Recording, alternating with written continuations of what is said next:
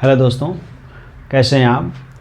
उम्मीद करता हूँ बहुत ही अच्छे होंगे। तो आज हम एक नई श्रृंखला के साथ आए हैं और ये देखिए, हम जानते हैं कि अभी हाल फिलहाल में डीएलएड बीटीसी का नोटिफिकेशन आ गया है और संभवतः फरवरी के हाफ में एग्ज़ाम होने वाला है, सेकेंड सेमेस्टर और फोर्थ सेमेस्टर का। ठीक है, तो गणित को लेकर के जितने भी विद्यार्थियों की है ना, जो एक फोबिया बना हुआ है, डर बना हुआ है कि कैसे सवाल पूछेगा, कैसे सवाल पूछे जाएंगे, ठीक है ना, उस पर हम बात करेंगे। तो हम ये प्रयास करेंगे, पूरा प्रयास करेंगे कि इस वीडियो से बाहर का कुछ भी परीक्षा में न आए। ठीक है, और हम पूरा फोकस करेंगे कि सेकंड और फोर्थ सेमेस्टर का जो एग्ज़ाम है, इन वीडियो 2-3 वीडियो पड़ेगा मैथ का। ठीक है, इस पूरी वीडियो में ही आपका कवर हो जाएगा। ठीक है ना, बाहर से कुछ भी ना किताब पढ़ने की ज़रूरत है, कुछ भी पढ़ने की ज़रूरत है। जितने भी कॉन्सेप्ट हैं आपके, ठीक है ना, वो बता दिया जाएगा। साथ ही साथ 2-3 प्रीवियस ईयर के जितने भी पेपर हैं, उन सभी प्रीवियस ईयर के पेपर को सॉल्व करा दिया जाएगा। ठीक है, तो हम लोग पूरी तैयारी के साथ, ठीक है, 2 से 3 वीडियो में पूरी गणित को देखेंगे। ठीक है, तो चलिए शुरू करते हैं। ठीक है, गणित को शुरू करते हैं। तो जानते हैं कि गणित है संख्याओं से ही बना हुआ है, संख्याओं की अवधारणा से ही गणित का निर्माण हुआ है। तो हम संख्याओं को पढ़ लेते हैं कि संख्या आखिर में होती कितनी है, कितने प्रकार की होती है, संख्या किसको कहते हैं। ठीक है, इन सभी चीज़ों को पढ़ते हुए हम आगे बढ़ेंगे। पहले हम संख्याओं से परिचय जान लेते हैं कि संख्याएँ क्या क्या होती हैं। ठीक है, चलिए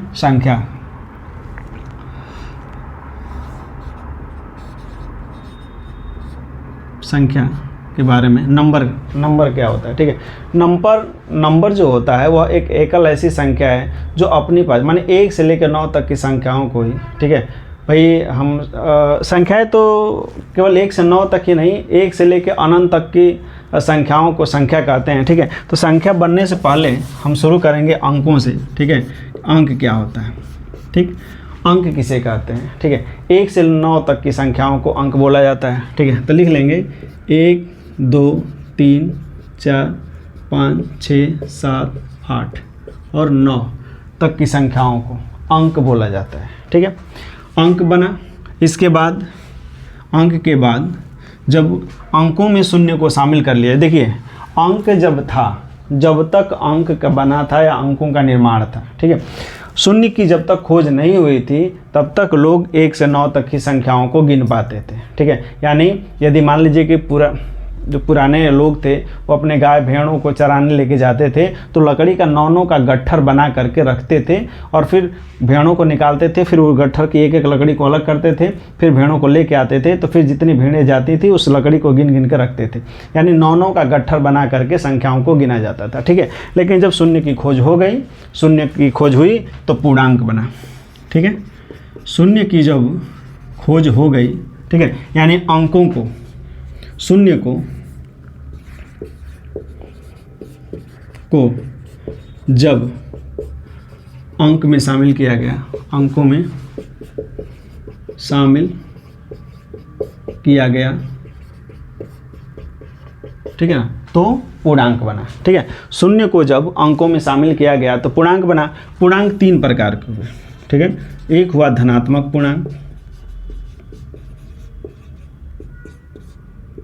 ठीक है, एक हुआ शून्य पूर्णांक, और एक हुआ ऋणात्मक पूर्णांक।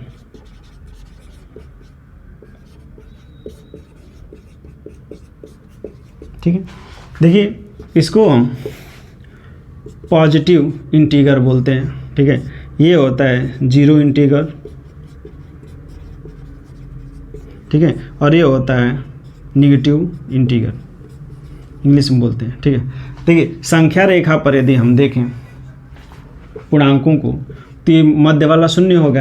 इधर जितने दाएं तरफ बढ़ते हैं, ठीक है, दाएं हम बढ़ते जाएंगे तो संख्याओं का मान बढ़ता जाता है, और ये जो है शून्य के दाहिनी ओर पॉजिटिव पूर्णांक होता है।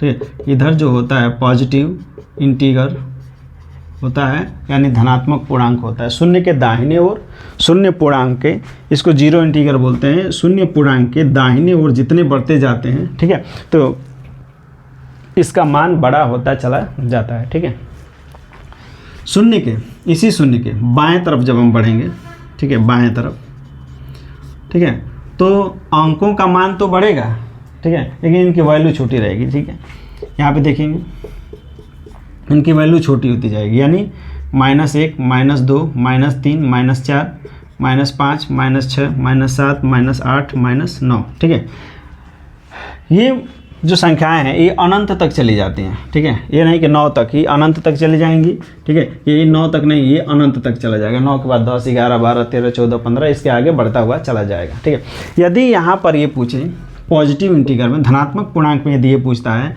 कि सबसे छोटी संख्या क्या है, तो हम कह सकते हैं कि सबसे छोटी संख्या है 1।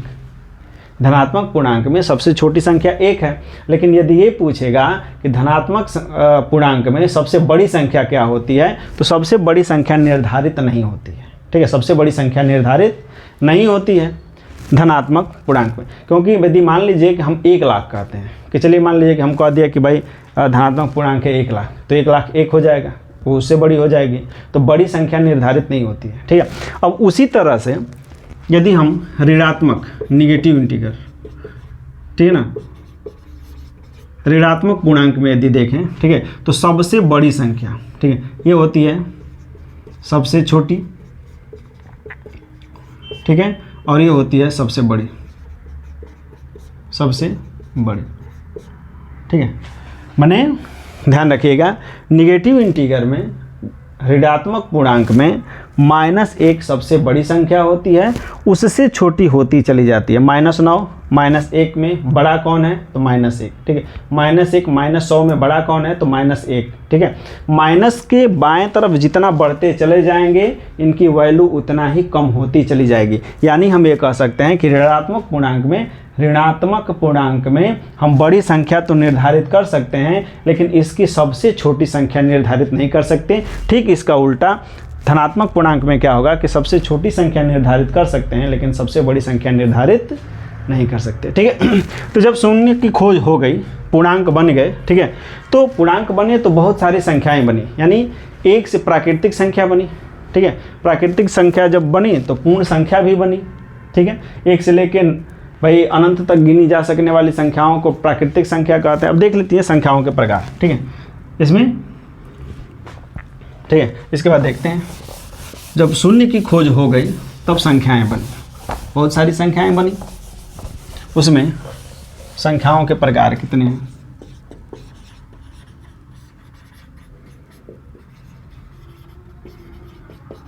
ठीक है, टाइप्स ऑफ नंबर,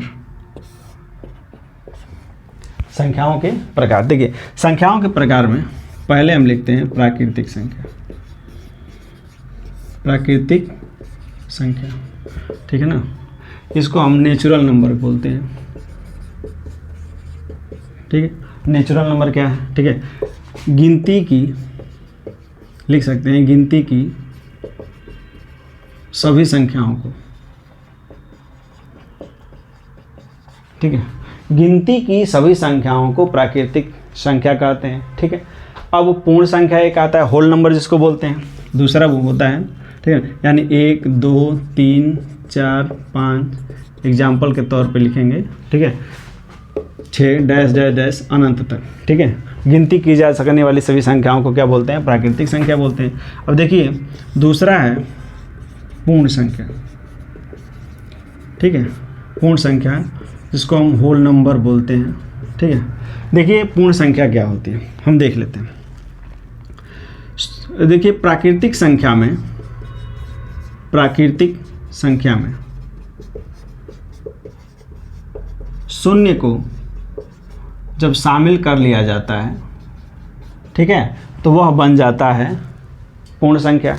यानी इसका एग्जाम्पल हम लोग देखेंगे। ठीक है, तो ये हो जाएगा 0, 1, 2, 3, 4, 5, 6, 7, 8 डैश डैश डैश अनंत तक। ठीक है, पूर्ण संख्या हो जाएगी। ठीक है, अब आती है अगली संख्या। ठीक है, अगला जो टाइप है वो हम पढ़ेंगे, है ना, सम संख्या। अब देखिए एक से लेके जब अनंत तक संख्याएं बन गई, ठीक है, एक से लेके अनंत तक यानी 1 2 3 4 5 से लेकर 1 लाख 2 लाख 3 लाख 4 लाख तक संख्याएं गिनी जा सकने लगी, तो उसके बाद से हमें गिनती की संख्याओं की ज़रूरत पड़ी, इनकी विभाजन की ज़रूरत पड़ी, यानी हमने सम संख्या की खोज की।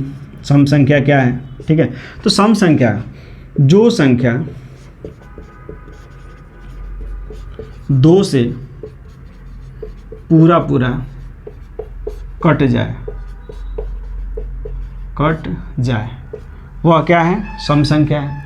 जो संख्या 2 से पूरा पूरा कट जाए वह सम संख्या है। अर्थात हम एग्जाम्पल देखेंगे, ठीक है, हम एग्जाम्पल क्या देख लेंगे कि 2 4 6 8 10 12 डैश डैश डैश अनंत तक, ठीक है। अब यहाँ पे दो चीज़, सबसे छोटी सम संख्या क्या है, 2, सबसे छोटी सम संख्या 2 है, ठीक है।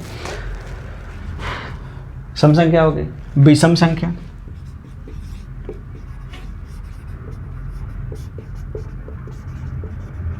विषम संख्या, ठीक है, जो संख्या 2 से पूरा पूरा नहीं कटती है,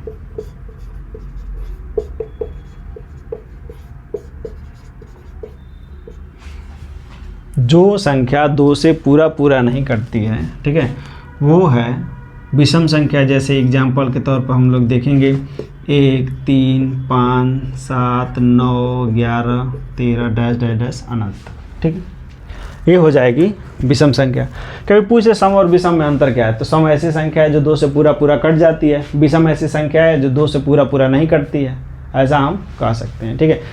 सबसे छोटी सम संख्या 2 है, सबसे छोटी विषम संख्या 1 है, ठीक है, ये हम कह सकते हैं, ठीक है। सबसे छोटी सम भाज्य संख्या कौन है, ठीक है, सम भाज्य संख्या, भाज्य मैंने कटने वाली है तो 4, सबसे छोटी सम भाज्य संख्या। ऐसी छोटी से छोटी सम भाज्य संख्या जिसका कम से कम एक गुणनखंड होता है वही भाज्य संख्या कहलाती है, भाज्य संख्या। तो सबसे छोटी भाज्य संख्या सम भाज्य संख्या 4 होती है, ठीक है, कभी कभी परीक्षा में पूछ लिया जाता है, तो इसको भी आप लोग ध्यान में रखेंगे, ठीक है। इसके बाद हम लोग देखते हैं प्राकृतिक संख्या, ठीक, देखते चलेंगे, इसमें मिटाते चलेंगे, ठीक है। इसके बाद हम लोग नेक्स्ट देखते हैं परिमेय संख्या। परिमेय संख्या देखिए, ऐसी संख्याएं जिनको p/q के रूप में लिखा जा सके, ऐसी संख्याएं जिनको p/q के रूप में लिख सकें, ठीक है ना। ऐसी संख्याएं जिनको p/q के रूप में लिख सकें वो क्या कहलाती हैं, परिमेय संख्या कहलाती हैं, ठीक है। ऐसी संख्याएं जिनको हम, ठीक है, p/q के रूप में लिख सकें, जैसे मान लीजिए एग्जाम्पल हम लिख लेंगे, ठीक है, उदाहरण लिखेंगे, जैसे 1/2 5/3 7/2, ठीक है, उसके बाद 22/7, ठीक है, कौड़ी में 4, कौड़ी में 9। देखिए 4 को भी, कौड़ी में जो 4 है, ठीक है, इसका निकालेंगे बाहर तो 2 ही होगा, इसका 3 ही होगा, तो कोई भी संख्या जो है एकल संख्या उसका हर एक होता है, कोई भी प्राकृतिक संख्याओं का हर एक होता ही है, ठीक है। तो ये जो 2 है उसको 2/1 लिख सकते हैं, यानी यदि हम केवल 8 लिखें तो 8 भी परिमेय संख्या है, ठीक है, इसका बटा 1 होता है, ठीक, तो ये परिमेय संख्या होगी, ठीक। अब अपरिमेय संख्या देखेंगे। अपरिमेय संख्या क्या है, यानी हम कह सकते हैं ऐसी संख्या जिनको p/q के रूप में न लिखा जा सके, ठीक है, ऐसी संख्या जिनको p/q के रूप में न लिखा जा सके, न लिखा जा सके वह है अपरिमेय संख्या। एग्जाम्पल के तौर पे कौड़ी में 2, कौड़ी में 7, ठीक है, पाई या अपरिभाषित जितने भी नंबर है जिनको हम परिभाषित नहीं कर सकते वे सभी संख्याएं क्या हैं, पाई हो गया, कर्ण में 2 हो गया, कर्ण में 7 हो गया, जिनका मान हम निकाल ही नहीं सकते, ठीक है, वो सभी अपरिमेय संख्या कहे जाते हैं, ठीक है। अगला देखेंगे भाज्य क्या होता है। भाज्य संख्या, भाज्य संख्या के बारे में जान लीजिए, ठीक है ना। ऐसी संख्या जिसका कम से कम एक गुणनखंड अवश्य होता है, या दूसरे शब्दों में हम कहें ऐसी संख्या जो एक और स्वयं के अलावा कम से कम एक संख्या से अवश्य कटती है, ठीक है। ऐसी संख्या जो एक और स्वयं के अलावा कम से कम एक संख्या से अवश्य कटती है वह भाज्य संख्या कही जाती है, ठीक है। तो सबसे छोटी भाज्य संख्या से हम देखें तो 4, 6, 8, 9, 10, 12, 14, 15, 16, 18, 20, 21 ये सभी संख्याएं भाज्य संख्या कही जाती हैं, ठीक है। ये सभी संख्याएं भाज्य संख्या कही जाती हैं। क्यों कही जाती हैं देखिए, ठीक। एक चीज़ आपने ध्यान दिए होंगे, ठीक है। देखिए ये पहला चीज़ ये बोला है कि ऐसी संख्या जिसका कम से कम एक गुणनखंड हो। एक गुणनखंड का मतलब हो गया, जैसे मान लीजिए ये 4 ही है, ठीक है, तो 4 जो है वह 1 से भी कटेगा, ठीक है, और 4 से भी कटेगा, ठीक है, लेकिन इसके अलावा कोई इसका एक गुणनखंड जरूर होना चाहिए, ठीक है, जैसे यानी यह 2 से भी कटेगा, ठीक है। तो यही बोल रहा है कि भाई कम से कम एक उभयनिष्ठ गुणनखंड, जैसे 4 और 6, ठीक है, 1 से भी कटेगा, ये भी 6 से कटेगा, लेकिन ये 2 से भी कटेगा, ये 3 से भी कटेगा, ठीक। तो ये भी क्या हो जाएगा, ये भी भाज्य संख्या। भाज्य माने होता है कटने वाला, भाज्य माने होता है जिनका भाग दिया जा सकता है, जिनको कटाया जा सकता है, जिनको छोटा किया जा सकता है, वही भाज्य संख्या कही जाती है, ठीक है। अब देखेंगे, हम लोग ज़्यादा विस्तार से नहीं देखेंगे, केवल इनके परिचय जानना है, ठीक है, संख्याओं का परिचय जानते हमको चले जाना है, ठीक है। अब देखेंगे कि अभाज्य संख्या क्या होती है।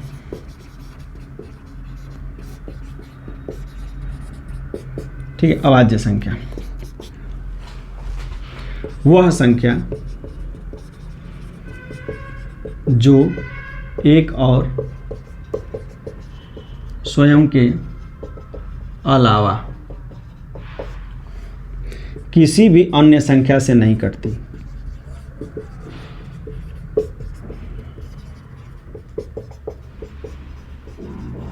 नहीं कटती, ढीठ टाइप की है, ठीक है ना।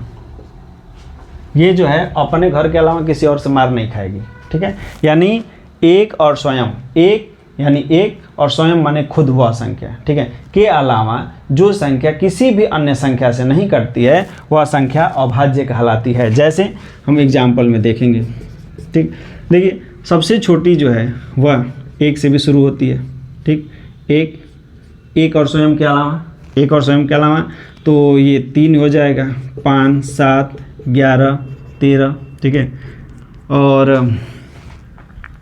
ये हो जाएगा 17, 19, 21 नहीं होगा, 23 हो जाएगा, ठीक है, डैश डैश डैश अनंत तक, ठीक है। ये देखेंगे कह रहा है कि इसका परिभाषा है कि वह संख्या जो एक और स्वयं के अलावा एक से कटती है, और स्वयं से एक तो एक ही है, एक स्वयं भी है, ठीक है। तो सबसे छोटी जो अभाज्य संख्या होती है वो होती है 3। तो सबसे छोटी अभाज्य संख्या 3 होती है, ठीक है। एक भी कहीं कहीं देखने को मिलता है, ठीक है, और दोनों लिखा रहेगा, ठीक है, दोनों ही लिखा रहेगा, तो दोनों बहुत कम कंडीशनों में लिखा हुआ होता है, ठीक। तो सबसे छोटी जो अभाज्य संख्या होती है 3, परिभाषा के अनुसार हम देखेंगे कि 1 होना चाहिए, इसका कम से कम 2 गुणनखंड होना चाहिए, 2 गुणनखंड, एक और ये 3, ठीक है। तो ये सबका गुणनखंड है ना, कम से कम 2 गुणनखंड होना चाहिए अभाज्य संख्या का, ठीक है, एक एक और एक वह खुद संख्या, ठीक है, तो वह अभाज्य संख्या कही जाती है, ठीक है। अब देखेंगे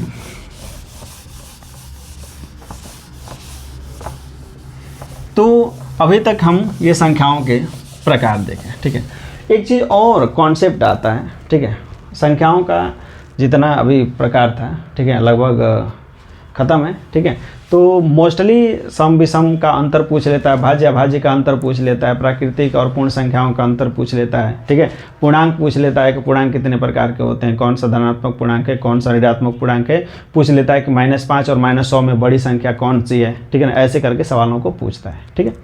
तो ये है एक कॉन्सेप्ट है, ठीक है।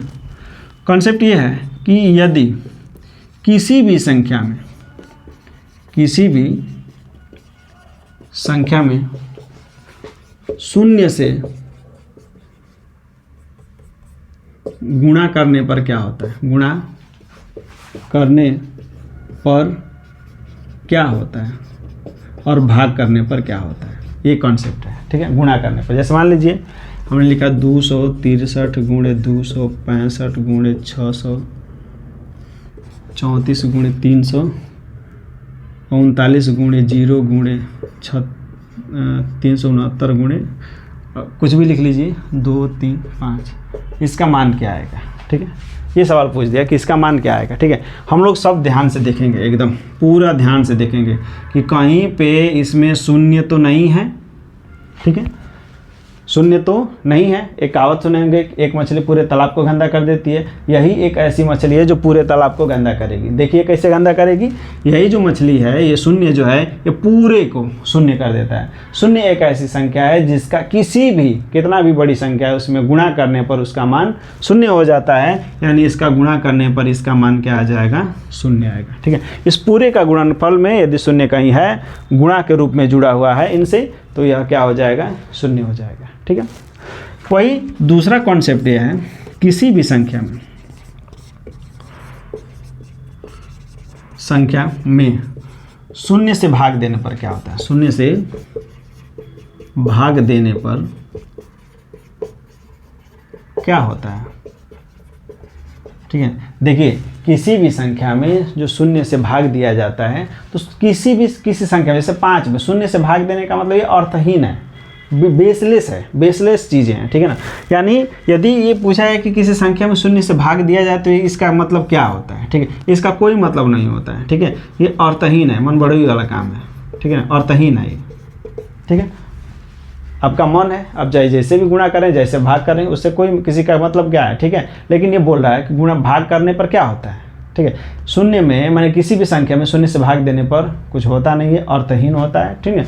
और ये भी बोल सकता है कि शून्य से भाजक, ठीक है ना, शून्य से भाग देने पर कोई भी संख्या अपरिभाषित ही होती है, ठीक है ना, वो अपरिभाषित ही होगी, यानी 5/0 बराबर अपरिभाषित, ठीक है। कोई भी संख्या में 5/0 लिखा हो तो इसका मतलब क्या होता है, तो इसका मतलब अपरिभाषित है।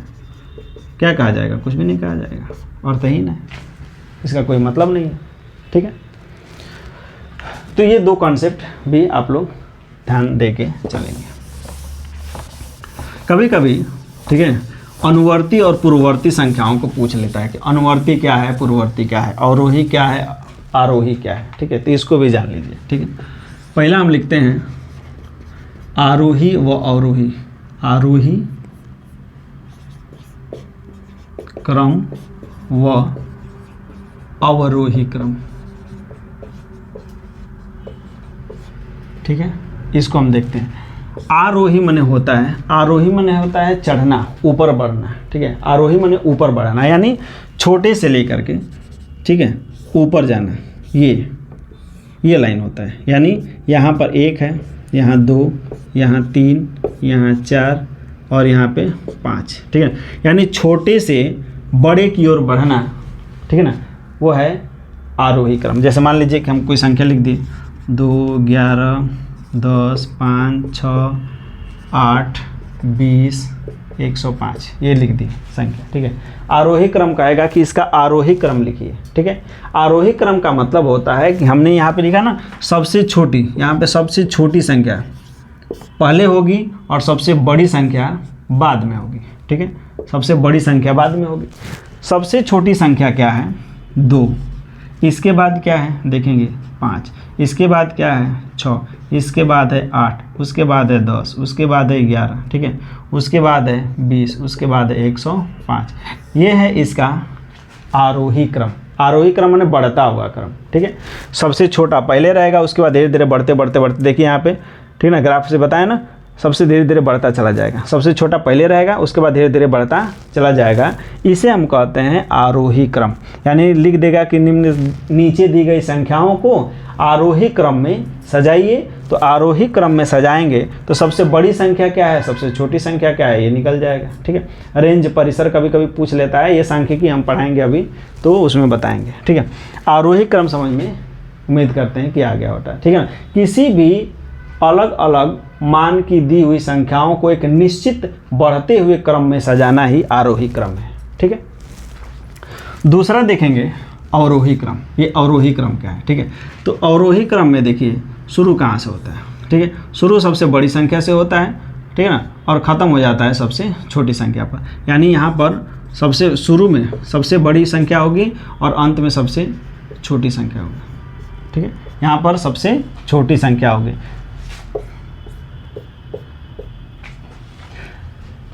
इसी को यदि अवरोही क्रम में सजाने के लिए बोल दिया जाए, मान लीजिए यही संख्या है। ठीक है, इसी संख्या को हम अवरोही क्रम में सजाएं। ठीक है, अवरोही क्रम में कह दिया जाए कि इसी संख्या को अवरोही क्रम में सजाइए।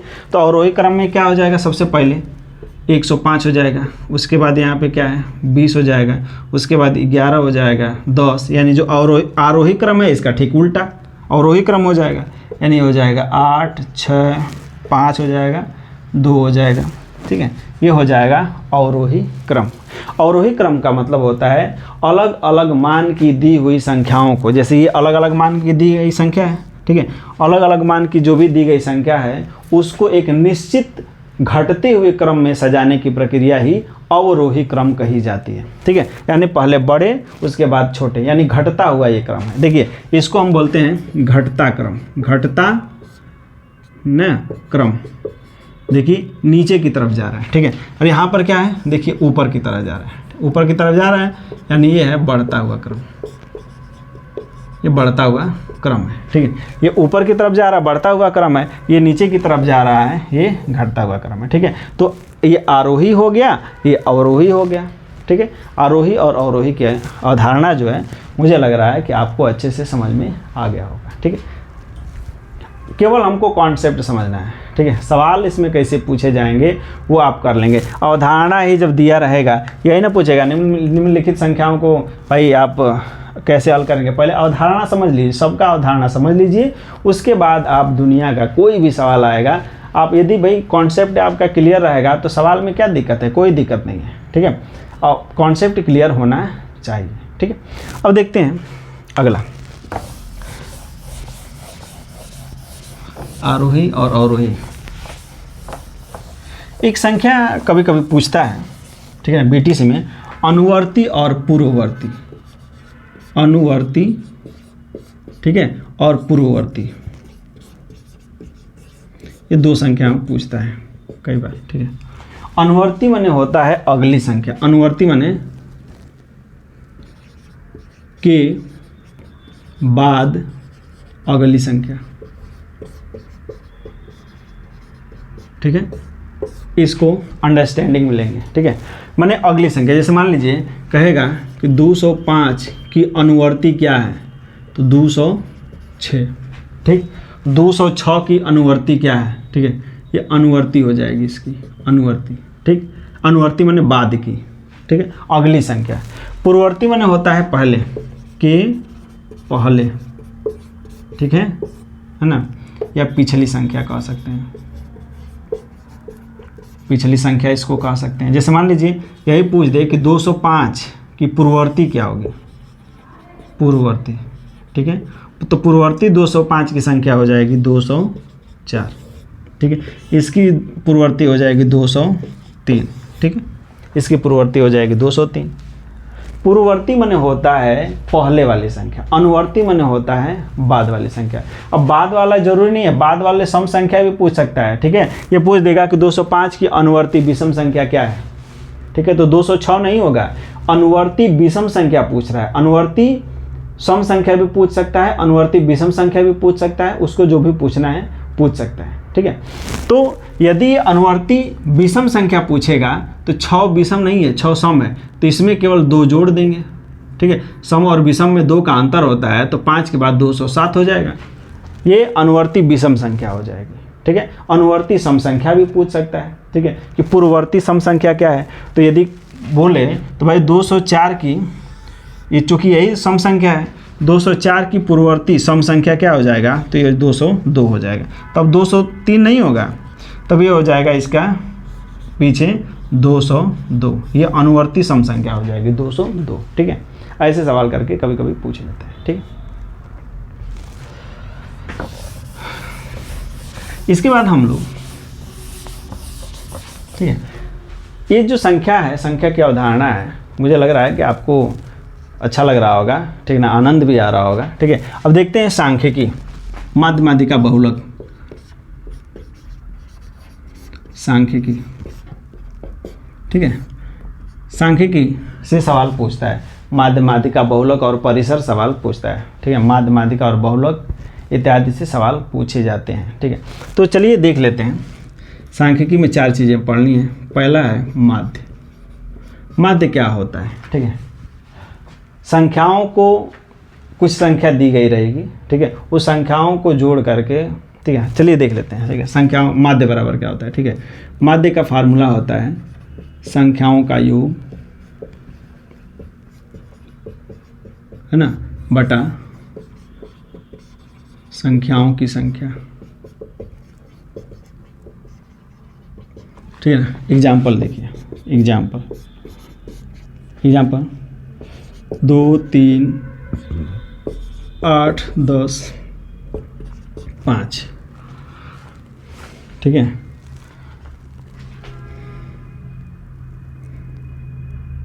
का माध्य निकालिए,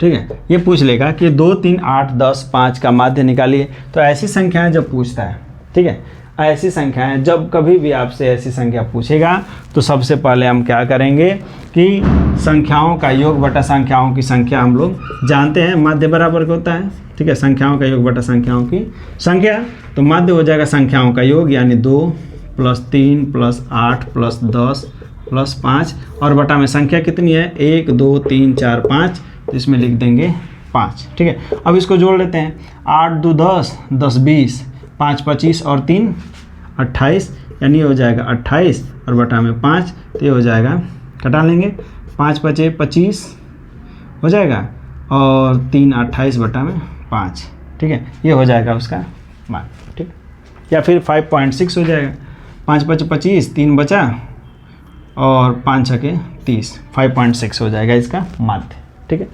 माध्य ऐसे निकालते हैं, संख्याओं का योग बटा संख्याओं की संख्या। ऐसे कभी पूछेगा सवाल तो इसको लगा लेंगे, ठीक है। पूछ लेता है कभी कभार माध्यिका। माध्यिका क्या होता है, ठीक है। माध्यिका हम देखते हैं, ठीक है। इसको हम लोग इंग्लिश में मीन बोलते हैं, मीन, ठीक है। जो दूसरा माध्यिका है उसको मीडियन बोलते हैं, माध्यिका को मीडियन बोलते हैं, ठीक है। माध्यिका, ठीक है। माध्यिका क्या होती है, ठीक है। कोई भी संख्या का माध्यिका जब हमको निकालना होगा, ठीक है, तो पहले देखिए एग्जाम्पल से ही देख लीजिए, ज़्यादा सही रहेगा, ठीक है। हम देख लेते हैं 21, 20, 22, 25, 39, ठीक है। 39 नहीं, 30 कर लेते हैं, 30 की माध्यिका निकालिए, माध्यिका है ना, निकालिए। नियम क्या कहता है, ठीक है, रूल क्या कहता है। इसका नियम ये कहता है कि जो भी संख्या दी गई है सबसे पहले उन संख्याओं को आरोही क्रम में लिखेंगे, ठीक है, आरोही क्रम में लिखेंगे। जैसे हमने सीरियल नंबर से लिख दिया है ना, ये सीरियल नंबर से होगा नहीं, ठीक है। जैसे मान लीजिए इसी में थोड़ा सा परिवर्तन करते हैं, संख्याएं वही रहेंगी, ठीक है। और यहाँ पे 25 कर लेते हैं, यहाँ पे 22 कर लेते हैं, ठीक है, और यहाँ पे 20 कर लेते हैं, ऐसे करके। चलिए ऐसे हो गया। ऐसे ही संख्याओं को इधर उधर करके देगा, उसका बोलेगा कि माध्यिका निकालिए, ठीक है। तो जब ऐसी संख्याओं को देगा तो रूल नंबर फर्स्ट, ठीक है, क्या करेंगे, पहले स्टेप में पहले आरोही क्रम में लिखेंगे, आरोही क्रम में लिखेंगे, यानी हो जाएगा 20, 21, 22, 25 और 30, ठीक है, आरोही क्रम में लिखेंगे। और आरोही क्रम में लिखने के बाद जो सबसे दोनों तरफ से जो बीच की संख्या होगी, ठीक है, दोनों तरफ से जो बीच की संख्या होगी वही होगी माध्यिका, ये माध्यिका हो जाएगी, ठीक होगी माध्यिका।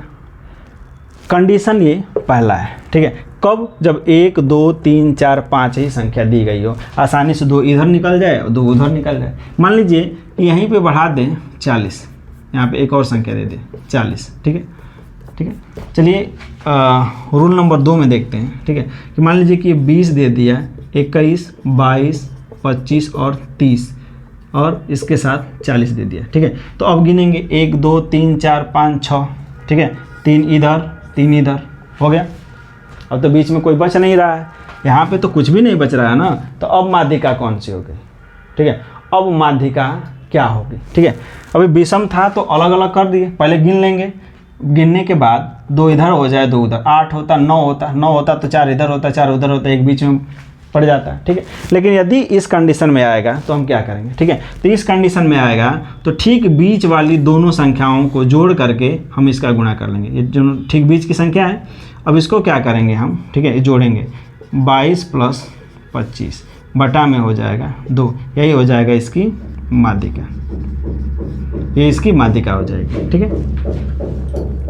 इसकी माध्यिका ये हो जाएगी, यानी इन दोनों को बीच वाली जो भी संख्या है आरोही क्रम में लिखने के बाद, बढ़ते हुए क्रम में लिखने के बाद जो सीरियल नंबर से बीच वाली 2 संख्याएं होंगी उन्हीं दोनों को जोड़ करके 2 से भाग दे देंगे, यानी 22 + 25 हो जाएगा 47 बटा में 2, तो 47 हो जाएगा, तो ये हो जाएगा 2 दूना के 4 कट गया, 2 3 6 और 0.5, 23.5 हो जाएगा इसकी माध्यिका, ठीक है। कब, एक जब विषम संख्या दी गई हो तो, और एक जब सम संख्या दी गई हो तो, सम संख्याएं दी गई हो तो, यानी विषम संख्या का मतलब कि 1, 2, 3, 4, 5 संख्या हो, 7 हो, 9 हो, 11 हो, 13 हो, ऐसी संख्या दी गई रहेगी तो इसको केवल आरोही क्रम में लिख करके ठीक बीच वाली संख्या को ही लिख देंगे, वही उसकी माध्यिका हो जाएगी। लेकिन यदि सम संख्या दी गई हो, 6, 8, 10, 12 संख्याएं दी गई हो तो 6 को अलग कर लेंगे, 12 संख्या दी गई हो तो 10 दी गई है तो 5 को अलग कर लेंगे, और जो बीच वाली ठीक 2 संख्या होगी ऐसे करके, ठीक है, पहले अलग कर लेंगे, बराबर बराबर अलग कर लिए। यहाँ पे देखिए, यहाँ पे बराबर बराबर अलग है,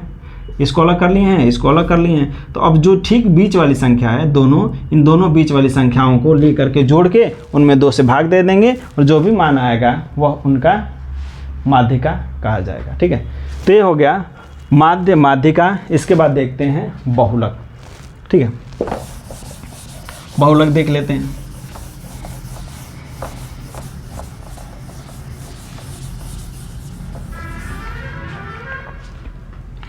तीसरा नंबर पर है बहुलक, ये बहुत ही आसान होता है।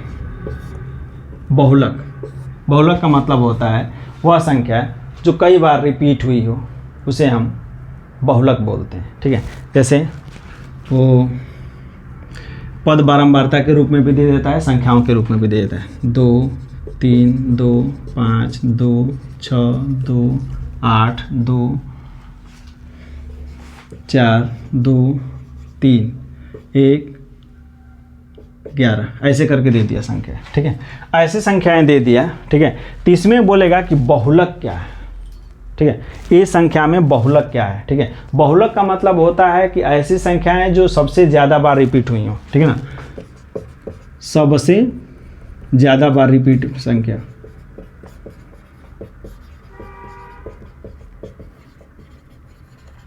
रिपीट या दोहराई गई संख्या होने वाली संख्या, ठीक है। सबसे ज़्यादा बार रिपीट होने वाली संख्या देखिए कौन कौन है। 2 देखते हैं, 2 क बार आया है, 1 2 3 4 5 6, 2 6 बार आया है। चलिए 3 देखते हैं कब बार आया है, 1 2 2 बार आया है। 5 देखते हैं, 5 1 बार आया है, 5 1 ही बार आया है, ठीक है। 6 1 ही बार आया है, ठीक है। 4 1 ही बार आया है, 11 भी 1 ही बार आया है, ठीक है। यानी सबसे ज़्यादा बार इसमें कौन सी संख्या आई है, तो 6 आया है, तो इसी को हम बोल देंगे क्या, यानी सबसे ज़्यादा बार 6 आया है, तो इस संख्या का बहुलक जो होगा यही होगा, यानी क्या 2 बहुलक होगा। 2 6 बार आया है तो बहुलक 6 नहीं होगा, क्योंकि ये 6 बार आया है इसलिए 6 नहीं, बहुलक होगा 2, क्योंकि यह सबसे ज़्यादा बार आया है। ज़्यादा आपका मतलब कि 6 बार आया है, ठीक है। 6 बार इसका रिपीटेशन हुआ है, इसलिए यह हो जाएगा, ठीक है। कभी कभी पद और बारंबारता में भी दे करके बहुलक पूछ लेते हैं, ठीक है। कैसे देता है देख लीजिए। कहेगा कि निम्न में से बारंबारता निकालिए, ठीक है। पद लिख देगा, बारंबारता, ठीक है। संख्याओं को लिख देगा, ठीक है। 12 9 8 25 47 43 और 50, ठीक है। तो 5 3 4 6 7 ऐसे करके दे देगा, ठीक है। पूछेगा कि इसमें से बारंबारता माने इसमें से कहेगा कि इसका बहुलक बताइए कि बहुलक क्या है। इसका थोड़ा सा ध्यान से सुन लीजिए कि आखिर में इसमें बहुलक निकालते कैसे हैं। इसका मतलब क्या है, कह रहा है कि जो पद 12 है यह 2 बार आया है, ठीक है। जो यह 9 है यह 5 बार आया है। 8 जो है इसका रिपीटेशन 3 बार हुआ है।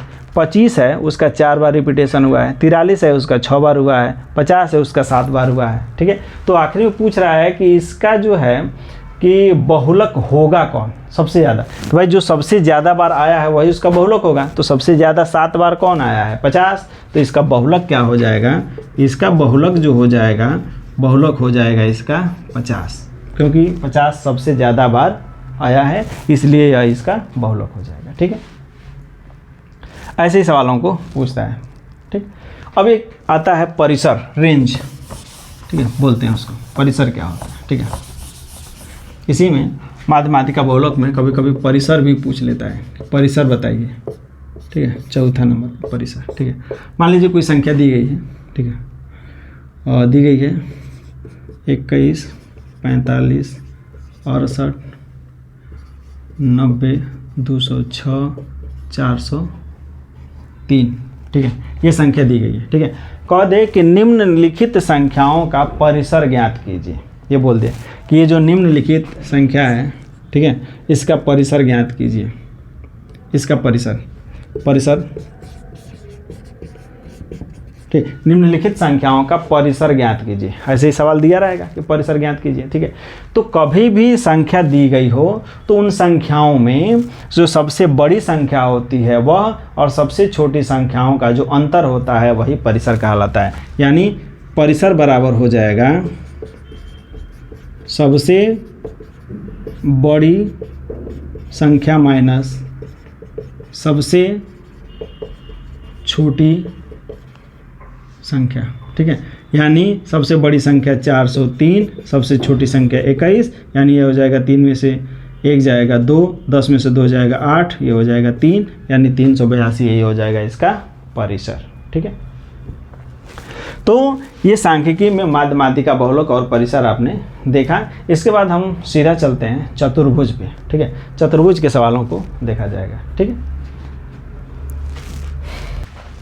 अब जब इसके आगे जो है चतुर्भुज, ट्रिग्नोमेट्री, ठीक है ना, त्रिकोणमिति के परिमेय, उसमें जो अर्धांश होते हैं वो सारी चीज़ें बताई जाएंगी अगले वीडियो में, ठीक है। छोटा छोटा वीडियो ही 40-45 मिनट का, 50 मिनट का ही वीडियो डालूंगा, ठीक है। चूँकि आप लोग ज़्यादा घबराएंगे नहीं, ठीक है ना। छोटी वीडियो रहेगी, 40-50 मिनट का वीडियो रहेगा, कम से कम 3 से 4 वीडियो में पूरा का पूरा कंप्लीट मैथ ख़त्म कर दूंगा, ठीक है।